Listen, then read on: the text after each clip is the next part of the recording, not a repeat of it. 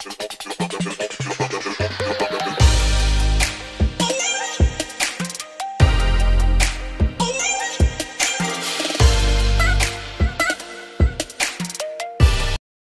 जल्दी अपनी गल खत्म कर रहा हाँ। टाइम मैंने अद्धे घंटे का मिलिया सी, मैनूं लगदा था घंटा हो ही चला है लगभग। मैं एक गल होर दस दवां कि टैलीविजन जिहड़ा आ उत्थे सानू वो प्रोग्राम दिखाए जा रहे जिहड़े सानू असीं नहीं देखने, लेकिन यूट्यूब उस तो उपर मैं दिखाउंदा। यूट्यूब ते जदों तुसीं यूट्यूब खोलोगे तां उस वेले वो तुसीं देखोगे जो तुसीं देखना चाहुंदे आ। फर्क इन्ना ही आ यूट्यूब दे विच ते टैलीविजन दे विच, इन्ना फर्क आ। क्योंकि जे असीं टैलीविजन तो हटा के बच्चों नूं, जे असीं टैलीविजन तो हटा के बच्चों नूं असीं जिहड़ा आ यूट्यूब वाल नूं ला दईए तो मैनूं लगदा बहुत जिहड़ा वधिया रिजल्ट आ सकदे आ। एक बहुत अच्छे लेखक दीयां लाइनां मैनूं याद आ रही, ताश के पत्तों से महल नहीं बनता, ताश के पत्तों से महल नहीं बनता, और नदी को रोकने से समुंदर नहीं बनता। बढ़ते रहो जिंदगी में क्योंकि एक जीत से कोई सिकंदर नहीं बनता, क्योंकि एक जीत से कोई। करन जा रहे हैं कैरियर काउंसलिंग दी। एक समा सी जदों आपां सारे जिहड़े आ तकरीबन पढ़दे सी, मेरी भी उम्र जिहड़ी आ 55 साल दी आ, लगभग थोड़े मेरे तो बड़े भी आ कोई छोटे भी आ। जदों आपां पढ़दे सी स्कूलां दे विच कालियां दे विच, ते उस वेले की हुंदा सी बहुत सारे घट कोर्स हुंदे सीगे। कोई बीए कर ले, कोई बीएससी कर ले, बस इत्थे बीकॉम कर ले, इत्थे 2-4 कोर्सेस हुंदे सीगे जिन्हां दे विच ही सारी जिंदगी जिहड़ी आ उत्थे की घुमदे किते ना किते सैट असीं हो जाईदा जी। लेकिन समा बदल चुका आ। की होया हुण? समा बदल चुका आ। समय बदलण दे नाल जे असीं अपने आप नूं ना बदलिया तो असीं आउण वाली पीढ़ी नूं जिहड़ा आ हो सकदा कि रस्ते राइट ट्रैक ते ना जाण दईए। समय की नजाकत नूं देखदियां होया सानू जिहड़ा करियर काउंसलिंग करनी पै रही आ। एक बहुत अच्छे लेखक दीयां लाइनां मैनूं याद आ रही, जो समय की नजाकत को समझ नहीं पाते, जो समय की नजाकत को समझ नहीं पाते वो कभी भी अपनी गमी को खुशी में बदल नहीं पाते। जे आपां चाहुंदे आ कि साडे आउण वाले बच्चे जिहड़े आ वो निराशा दे आलम दे विच ना जाण, उन्हां दी वधिया कैरियर काउंसलिंग हो जाए, वधिया जिहड़ा आ समय सिर कोई ना कोई फैसला ले लिया जाए, तो मैनूं लगदा कि कैरियर काउंसलिंग जिहड़ा आ अज जिहड़ा बहुत पैसे दे के हज़ारां लखां रुपये दे के बच्चों दी कैरियर काउंसलिंग होंदियां। मैनूं इटली दे विच पढ़न हुण अजकल जा रहे ना बच्चे बाहरले देशां विच पढ़न। मैं 2004 दे विच आइल्स कर लई सी, सरकारी स्कूल चों मैं पढ़िया होया आ। 2004 दे विच मैं आइल्स कीती सी, 7 बैंड लए सी मैं उस वेले। ते मैं जिहड़ा आ 2004 दे विच इटालियन लैंग्वेज पढ़न चला गया सी इटली दे विच। किते गया सी? इटली दे विच गया। इन्ना मेरा शौक पैदा होया, मैं उत्थे जाके इटालियन लैंग्वेज का जदों डिप्लोमा कर लिया बलविंदर सिंह जी, उस तो बाद फिर मैं जी उत्थे जाके इटालियन भाषा दी 2 किताबां भी लिखिया आ। कितनियां किताबां लिखिया? 2 किताबां लिखिया। एक दा नाम सी पार्ला कॉनोई। की नाम सी? पार्ला कॉनोई। दूजी दा नाम सी बेनवेनुती इन इतालिया। बेनवेनुती इन इतालिया। जदों साडे मुंडे कुड़ियां इटली दे विच जांदे आ, सब तो वड्डी समस्या जिहड़ी आ उन्हां फोल्डर जिहड़े डिस्ट्रीब्यूट करवाउणे आ किचन कह के फोल्डर एक सारे बलविंदर साहब जी वो नोटपैड ते पेन वगैरह वो सारे करवा दो। जदों मैं उत्थे जदों साडे मुंडे कुड़ियां जांदे आ, डिस्टरबेंस ना होवे बेटा कोई, बस आराम नाल चुप चपी ते गल दा बहुत वधिया इंटरस्ट बनया साडा। सुनन वाले भी ते गल सुनाउण वाले भी दोनों दा बहुत वधिया लिंक बनया होया। It is better not to be disturb. मैं गल बेटा कर रहा कि सारे ब्रदर्स एंड सिस्टर यही गल कर रहा सी कि साडे देश दे विचों जदों मुंडे कुड़ियां जांदे आ, सब तो पहला उन्हां नूं समस्या आउंदी है लैंग्वेज दी। अज दी डेट दे विच असीं कहंदे आ ना इत्थे पंजाबी, असीं पंजाब दे विच असीं पंजाबी आ, उस तो बाद इंग्लिश लैंग्वेज आ। साडे बच्चियां दी ना तां इंग्लिश लैंग्वेज ते कमांड आ, ना पंजाबी ते आ, ना हिंदी ते आ। इटालियन लैंग्वेज दूजी विदेशी भाषा दे विच तां की होना सीगा। मैं दसदा आ कि मेरा इन्ना इंटरस्ट पिया सी, ये नहीं कि मैं अपनी कहानियां सुनाउणा है, मैं ते एक जस्ट कहानी किसी दी कई बारी किसी नूं स्ट्राइक कर जांदी आ भी यार ओहो इदां ही याद मैनूं आ गया। अमेरिका दे राष्ट्रपति की गल याद आ गई। अमेरिका का राष्ट्रपति बड़ा गुरबत दे विच सी। अमेरिका के 16वें राष्ट्रपति अब्राहम लिंकन बड़ी गुरबत दे विच सी, घर भी नहीं सी, परिवार कुछ भी नहीं सी, भुखे नंगे बस इदां दा ही सीगा। घर दा कामकार की सीगा? भेडां बकरियां चारना। की काम सीगा? भेडां बकरियां चारना। एक दिन अपने दोस्तां दे नाल ही इदां पहाड़ां दे विच निकल गया, भेडां बकरियां लैके वो भी लैके आ जांदे सीगे। पिछले दे समय दे विच तां मैनूं लगदा आपां भी शायद पशु पुशु चारदे रहे आ, मैं भी जांदा रहा आ। ਤੇ ਇੱਥੇ ਜਿਸ ਵੇਲੇ ਭੇਡਾਂ ਬੱਕਰੀਆਂ ਚਾਰ ਰਹੇ ਸੀ ਤਾਂ ਉਹਨਾਂ ਦੇ ਵਿੱਚੋਂ ਇੱਕ ਦਿਨ ਕੀ ਹੋਇਆ, ਇੱਕ ਪੱਥਰ ਤੇ ਖੜਾ ਹੋ ਗਿਆ ਇਬਰਾਹਿਮ ਲਿੰਕਨ, ਜਿਹਦਾ ਮੈਂ ਤੁਹਾਡੇ ਨਾਲ ਗੱਲ ਕਰ ਰਿਹਾ ਆ। ਇਸ ਤਰ੍ਹਾਂ ਹੀ ਉਹ ਜਿਹੜਾ ਖੜਾ ਹੋ ਗਿਆ, ਖੜਾ ਹੋ ਕੇ ਕਹਿੰਦਾ ਇੱਧਰ ਆਓ ਮੈਂ ਤੁਹਾਨੂੰ ਇੱਕ ਕਹਾਣੀ ਸੁਣਾਵਾਂ। ਕੀ ਕਹਿੰਦਾ, ਇੱਧਰ ਆਵੋ ਇੱਕ ਮੈਂ ਤੁਹਾਨੂੰ ਕਹਾਣੀ ਸੁਣਾਵਾਂ। ਉਹਨੇ 2-4 ਸ਼ਬਦ ਬੋਲੇ, ਉਹਨੇ ਇਬਰਾਹਿਮ ਲਿੰਕਨ ਨੇ 2-4 ਸ਼ਬਦ ਖੜੇ ਪੱਥਰ ਤੇ ਖੜਾ ਹੋ ਕੇ ਉਹ ਦੂਜੇ ਜਿਹੜੇ ਆ ਸੁਣਨ ਲੱਗ ਪਏ ਉਹਦੀਆਂ ਗੱਲਾਂ। ਉਹਨਾਂ ਦੇ ਵਿੱਚੋਂ ਇੱਕ ਵਿਅਕਤੀ ਨੇ, ਇੱਕ ਦੋਸਤ ਨੇ ਉਹਨਾਂ ਦੇ ਵਿੱਚੋਂ ਜਦੋਂ ਮੈਂ ਇਸ ਕਹਾਣੀ ਸੁਣਾਉਂਦਾ ਤਾਂ ਜਿਸ ਦਿਲੋਂ ਮੈਂ ਕਹਿੰਦਾ ਮੇਰੇ ਰੋਂਗਟੇ ਖੜੇ ਹੋ ਜਾਂਦੇ ਆ। ਜਦੋਂ ਉਹ ਲੜਕੇ ਨੇ ਵਿੱਚੋਂ ਹੀ ਬੋਲਦਿਆਂ ਇਬਰਾਹਿਮ ਲਿੰਕਨ ਨੂੰ ਰੋਕ ਕੇ ਕਹਿ ਦਿੱਤਾ, ਉਹ ਅਬੇ ਉਹਦਾ ਨਾਂ ਸੀ ਸ਼ਾਰਟ ਫਾਰਮ ਦੇ ਵਿੱਚ, ਅਬੇ ਇੱਕ ਮਿੰਟ ਯਾਰ, ਤੇਰੀ ਤਾਂ ਸਪੀਚ ਹੀ ਬੜੀ ਜ਼ਬਰਦਸਤ ਆ, ਤੇਰੀ ਤਾਂ ਸਪੀਚ ਦੇ ਵਿੱਚ ਦਮ ਹੀ ਬਹੁਤ ਆ, ਤੂੰ ਤਾਂ ਅਮਰੀਕਾ ਦੇ ਰਾਸ਼ਟਰਪਤੀ ਵਾਂਗੂ ਜਿਹੜਾ ਆ ਭਾਸ਼ਣ ਦੇ ਰਿਹਾ ਆ। ਕਹਿੰਦਾ ਇੰਨੀ ਗੱਲ ਕਹਿਣ ਦੀ ਦੇਰ ਸੀ, ਅਮਰੀਕਾ ਦੇ ਰਾਸ਼ਟਰਪਤੀ ਵਾਂਗੂ ਭਾਸ਼ਣ ਦਿੱਤਾ ਤੂੰ ਤਾਂ। ਕਹਿੰਦਾ ਉਹਨੇ ਤਾਂ ਵੈਸੇ ਹੀ ਗੱਲ ਕੀਤੀ। ਉਸ ਦਿਨ ਤੋਂ ਹੀ ਉਹਦੇ ਦਿਮਾਗ ਦੇ ਵਿੱਚ, ਦਿਲੋਂ ਦਿਮਾਗ ਦੇ ਵਿੱਚ ਅਮਰੀਕਾ ਦਾ ਰਾਸ਼ਟਰਪਤੀ ਘੁੰਮਣ ਲੱਗ ਪਿਆ। ਦਿਨ ਰਾਤ ਅਮਰੀਕਾ ਦਾ ਰਾਸ਼ਟਰਪਤੀ ਘੁੰਮਣ ਲੱਗ ਪਿਆ ਵੀ ਮੈਂ ਅਮਰੀਕਾ ਦਾ ਰਾਸ਼ਟਰਪਤੀ ਬਣਾ। 8 ਵਾਰ ਲਗਾਤਾਰ 8 ਵਾਰ ਜਿਹੜੀ ਇਲੈਕਸ਼ਨ ਉਹ ਹਾਰਿਆ ਇਬਰਾਹਿਮ ਲਿੰਕਨ। 9ਵੀਂ ਵਾਰ ਜਦੋਂ ਜਿੱਤਿਆ ਤਾਂ ਅਮਰੀਕਾ ਦਾ ਰਾਸ਼ਟਰਪਤੀ ਬਣ ਕੇ ਜਿੱਤਿਆ। 9ਵੀਂ ਵਾਰ ਜਦੋਂ ਜਿੱਤਿਆ ਅਮਰੀਕਾ ਦਾ ਰਾਸ਼ਟਰਪਤੀ ਬਣਿਆ। ਇਹਨੂੰ ਕਹਿੰਦੇ ਆ ਜਨੂਨ।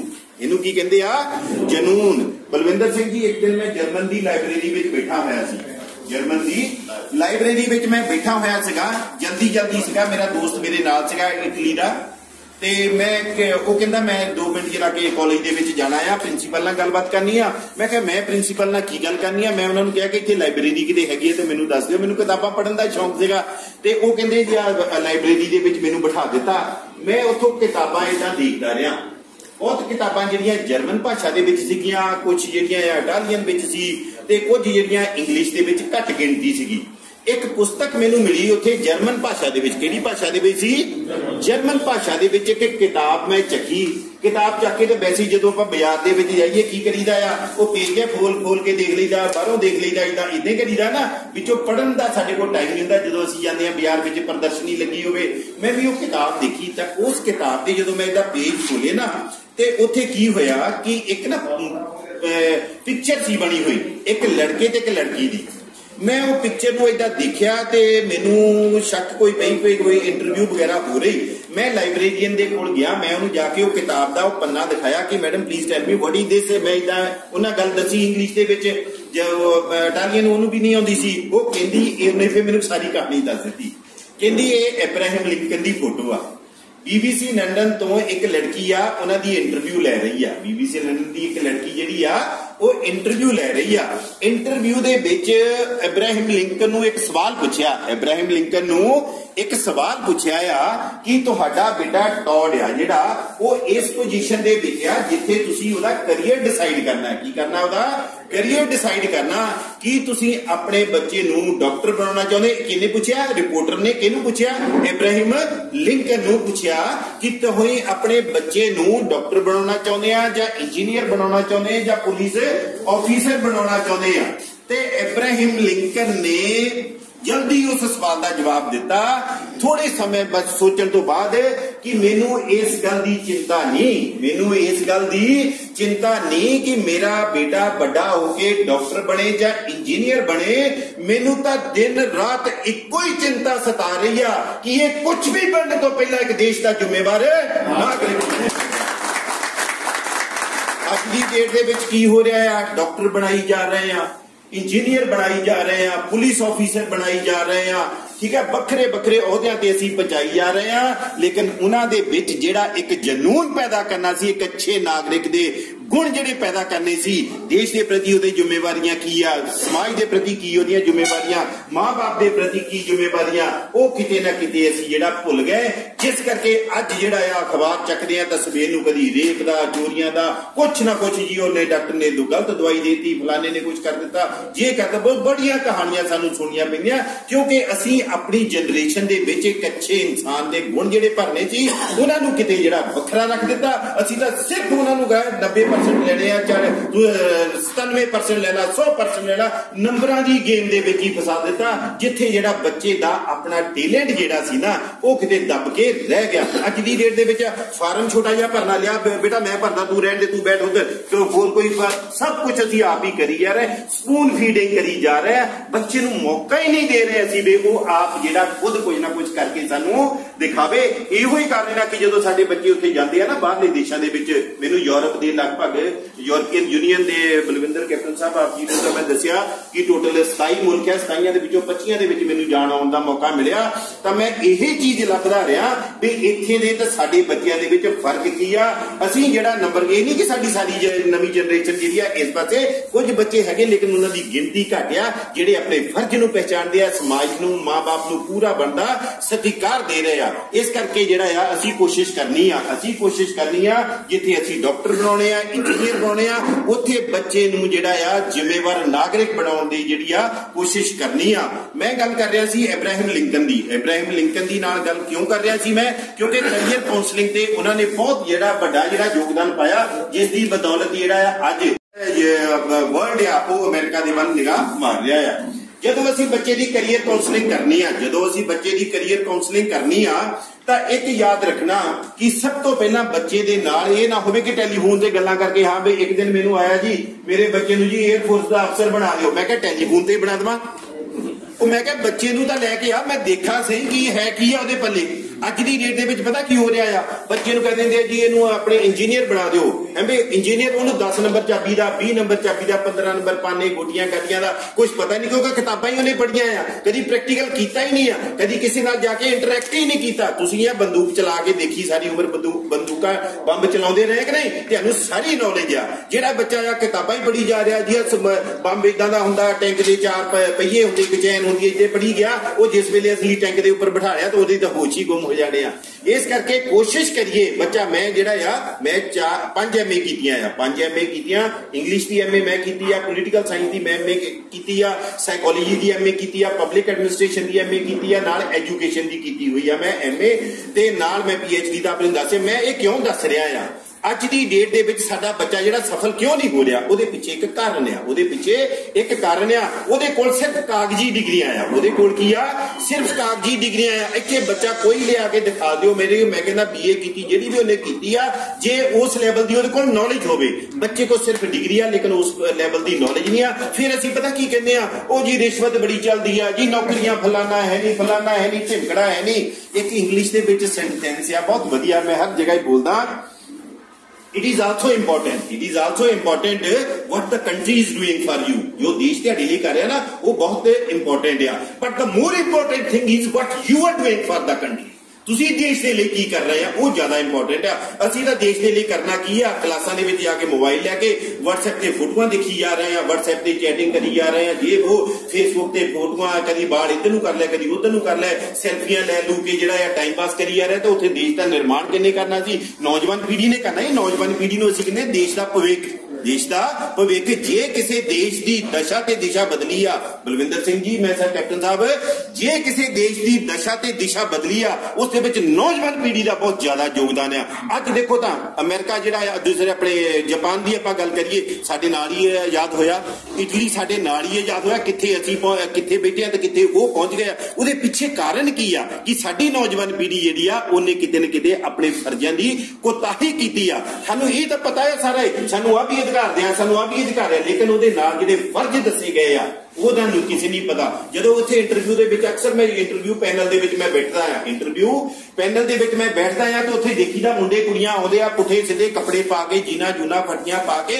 ਜਦੋਂ 2 ਕੁਐਸਚਨ, ਕੁਝ ਦਿਨ ਪਹਿਲਾਂ ਦੀ ਗੱਲ ਹੈ ਕਿ ਇੰਗਲਿਸ਼ ਲੈਕਚਰਰ ਦੀ ਇੰਟਰਵਿਊ ਸੀ, ਉੱਥੇ ਮੈਂ ਕੁੜੀ ਆ ਗਈ ਬੜੀ ਬੂਟਡ ਸੂਟਡ ਆਈ, ਹੈਲੋ ਹਾਏ ਕਰਦੀ ਆਈ, ਮੈਂ ਕਿਹਾ ਚਲੋ ਬੈਠ ਜਾਓ। ਮੈਂ ਐਜ਼ ਏ ਸਾਈਕੋਲੋਜਿਸਟ ਇੱਧਰ ਇੱਕ ਪਾਸੇ ਕਾਰਨਰ ਤੇ ਬੈਠਦਾ ਹੁੰਦਾ ਜਦੋਂ ਇੰਟਰਵਿਊ ਲੈਂਦਾ। ਉਸ ਕੁੜੀ ਨੇ ਮੈਂ ਪੁੱਛਿਆ ਕਿ ਬੇਟਾ ਤੁਸੀਂ ਨਾ ਇੰਗਲਿਸ਼ ਦੀ MA ਕੀਤੀ ਆ, ਇੰਗਲਿਸ਼ ਦੀ ਪੋਸਟ ਵਾਸਤੇ ਇੱਥੇ ਇੰਟਰਵਿਊ ਦੇਣ ਆਏ ਆ, ਤੁਸੀਂ ਬਾਕੀ ਸਾਰਿਆਂ ਨੇ ਕੁਐਸਚਨ ਤੁਹਾਡੇ ਤੋਂ ਪੁੱਛ ਲਏ, ਬਹੁਤ ਵਧੀਆ, ਠੀਕ ਹੈ ਨਾ। ਮੈਂ ਤੇਰੇ ਕੋਲ ਬੇਟਾ ਜੀ 2 ਕੁਐਸਚਨ ਪੁੱਛਣੇ ਆ। ਕਿੰਨੇ ਕੁਐਸਚਨ ਪੁੱਛਣੇ ਆ? 2 ਕੁਐਸਚਨ ਪੁੱਛਣੇ ਆ। ਜੇ ਦੋਨਾਂ ਕੁਐਸਚਨਾਂ ਦੇ ਵਿੱਚੋਂ ਇੱਕ ਕੁਐਸਚਨ ਦਾ ਵੀ ਆਨਸਰ ਮੈਨੂੰ ਦੇ ਗਈ ਤੇ ਮੈਂ ਬੇਟਾ ਜਿਹੜੀ ਆ ਇਹਨਾਂ ਦੀ ਮਿਹਨਤ ਤਰਲਾ ਕਰਕੇ ਤੈਨੂੰ ਇਸੇ ਨੌਕਰੀ ਤੇ ਰਖਾ ਕੇ ਜਾਊਂਗਾ, ਤੇਨਾਂ ਮੇਰੀ ਇਹ ਵਾਅਦਾ ਰਿਹਾ। कहती सर पूछो कोई गल ही नहीं आ। मैं उस लड़की नूं पुछया बेटा कि इंग्लिश दे विच एक शब्द आउंदा कनो, किहड़ा शब्द आउंदा कनो, KNOW, ओनू कनो आपां क्यों बोलदे आ? है भाई नो कनो क्यों नहीं बोलते, नो क्यों बोलते आ? कहंदी जी के साइलेंट आ। मैं कहा ये तो साडे एक्स सर्विसमैन सारे जिहड़े आ घट ओने ने बड़े, इन्हां भी पुछ लदी नहीं, सारिਆਂ ने दस देना है भाई। ते तू तो MA कीती हुई ना, तू दस मैनूं इहदा की करना आ भी कनो क्यों नहीं इहनूं कहंदे, नो क्यों कहंदे आ? उस कुड़ी नूं जवाब नहीं आया। दूजा सवाल मैं उन्होंने पूछा कि पसाइकोलॉजी शब्द लिखा है, की लिखा है? पसाइकोलॉजी लिखा, जिन्होंने साइकोलॉजी आपां कहंदे आ, वो पी क्यों लिखा होया उत्थे, पसाइकोलॉजी क्यों नहीं उन्होंने बोलते? उन्होंने जवाब नहीं आया। फिर मैं कहा बेटा चलो एक होर तेनों चांस दिंदा, फिलोसफी शब्द जिहड़ा आ, की रहा शब्द फिलोसफी शब्द जिहड़ा PH नाल लिखा जाता, F नाल क्यों नहीं लिखा जाता? उस कुड़ी ने तिना क्वेश्चनां दे मेरे जवाब नहीं दिते। मैं कहा बेटा मैं तेन एक चांस वाधू दिता, 2 क्वेश्चनां दे जवाब नहीं दिते, मैं एक चांस हो दिता ते मैं माफी चाहुंदा आ। बेटा तेरे को डिग्रियां बहुत वधिया है, कागज तेरे को बहुत वधिया, बीबा ले जा ते सानू माफ कर, अगले इंटरव्यू। ये हाल आ। वो देखो ना बच्चा जिहड़ा, मैं जो MA इंग्लिश करन लगा, मैं सब तो पहले यह समस्या देखी भी एक साइलेंट अखर क्यों आ। जो साइकोलॉजी की MA की, मैं साइकोलॉजी इदां दी छोटियां छोटियां उदाहरणां दे के आपां कर सकते हैं। अज दी डेट जो बच्चा 10वीं पास कर लेंदा, जो बच्चा 10वीं पास कर लेंदा तो ਉਹਦੇ वास्ते ਜਿਹੜਾ ਇੱਕ बहुत ਵੱਡਾ ਜਿਹੜਾ ਹੈ ਨਾ ਇੱਕ दायरा खुल ਜਾਂਦਾ है, बहुत ਵੱਡਾ दायरा खुल ਜਾਂਦਾ ਆ ਕੋਰਸਾਂ ਦਾ। ਉਹਦੇ ਵਿੱਚੋਂ ਇੱਕ ਕੋਰਸ ਜਿਹੜਾ ਵਧੀਆ ਕਿਤੇ ਗਾਈਡੈਂਸ ਲੈ ਕੇ, ਕਿਸੇ ਸਿਆਣੇ ਪੜ੍ਹੇ ਲਿਖੇ ਦੀ ਗਾਈਡੈਂਸ ਲੈ ਕੇ ਚੂਜ਼ ਕਰ ਲਵੇ ਤਾਂ ਮੈਨੂੰ ਲੱਗਦਾ ਕਿ ਆਉਣ ਵਾਲੇ ਕੁਝ ਹੀ ਸਮੇਂ ਬਾਅਦ ਜਿਹੜਾ ਆ ਉਹਦੀ ਜ਼ਿੰਦਗੀ ਦਸ਼ਾ ਤੇ ਦਿਸ਼ਾ ਜਿਹੜੀ ਆ ਬਦਲ ਸਕਦੀ ਆ। ਲੇਕਿਨ ਬੱਚਾ ਜਿਹੜਾ ਪੁੱਛਣਾ ਨਹੀਂ ਚਾਹੁੰਦਾ, ਉਹ ਫੇਸਬੁੱਕ ਤੇ ਸਭ ਕੁਝ ਉਹਦੇ ਕੋਲ ਵੀ ਆ, ਲੇਕਿਨ ਉਹ ਮੋਬਾਈਲ ਤੇ ਉਹਨੂੰ ਯੂਜ਼ ਨਹੀਂ ਕਰ ਰਿਹਾ ਪ੍ਰੋਪਰ, ਉਹਦਾ ਮਿਸਯੂਜ਼ ਕਰ ਰਿਹਾ। ਉਹਨੂੰ ਤਾਂ ਸਿਰਫ ਫਿਲਮਾਂ ਦੇਖਣ ਤੱਕ ਆ, ਉਹਨੂੰ ਤਾਂ ਸਿਰਫ ਗਾਣੇ ਪੰਜਾਬੀ ਸੁਣਨ ਤੱਕ ਆ, ਉਹਨੂੰ ਕੈਰੀਅਰ ਕਾਉਂਸਲਿੰਗ ਦੀ ਗੱਲ ਨਹੀਂ ਉੱਥੇ ਆਉਂਦੀ। ਦੂਸਰਾ ਆ ਕਿ ਬਾਹਰ ਘੁੰਮਦਾ ਹੈ ਤਾਂ ਮੋਬਾਈਲ ਤੇ ਦੇਖੀ ਜਾ ਰਿਹਾ, ਬਾਹਰ ਘੁੰਮਦਾ ਮੋਬਾਈਲ ਲੈ ਕੇ ਘੁੰਮੀ ਜਾ ਰਿਹਾ, ਤੇ ਜਦੋਂ ਘਰ ਆਉਂਦਾ ਆ ਤਾਂ ਟੀਵੀ ਲਾ ਕੇ ਦੇਖ ਲੈਂਦਾ। ਇੱਕ ਮੈਂ ਦੱਸ ਦਵਾਂ ਕਿ ਜਿਹੜਾ ਟੀਵੀ ਆ ਉਹਦੇ ਵਿੱਚ ਉਹ ਮਟੀਰੀਅਲ ਪਰੋਸਿਆ ਜਾ ਰਿਹਾ ਜਿਹੜਾ ਸਾਨੂੰ ਜ਼ਰੂਰਤ ਨਹੀਂ ਆ, ਉਹ ਮਟੀਰੀਅਲ ਪਰੋਸਿਆ ਜਾ ਰਿਹਾ ਜਿਸ ਦੀ ਜ਼ਰੂਰਤ ਨਹੀਂ ਆ, ਜਾਂ ਕਹਿ ਲਓ ਕਿ ਟੀਵੀ ਤੇ ਉਹ ਤੁਹਾਨੂੰ ਦਿਖਾਇਆ ਜਾ ਰਿਹਾ ਜੋ ਉਹ ਦਿਖਾਉਣਾ ਚਾਹੁੰਦੇ ਆ, ਲੇਕਿਨ ਤੁਹਾਡੀ ਚੋਇਸ ਦਾ ਜਿਹੜਾ ਮਟੀਰੀਅਲ ਨਹੀਂ ਆ ਰਿਹਾ। ਇਸ ਕਰਕੇ ਬੱਚਿਆਂ ਨੂੰ ਜਿਹੜਾ ਮੋਬਾਈਲ ਟੈਲੀਵਿਜ਼ਨ ਜਿਹੜਾ ਆ ਉਹਦੇ ਤੋਂ ਥੋੜਾ दूर करने की कोशिश करो। मैं एक होर गल दस दवां, जिਆਦਾ लंबा तो नहीं हो रहा सर, जे मैं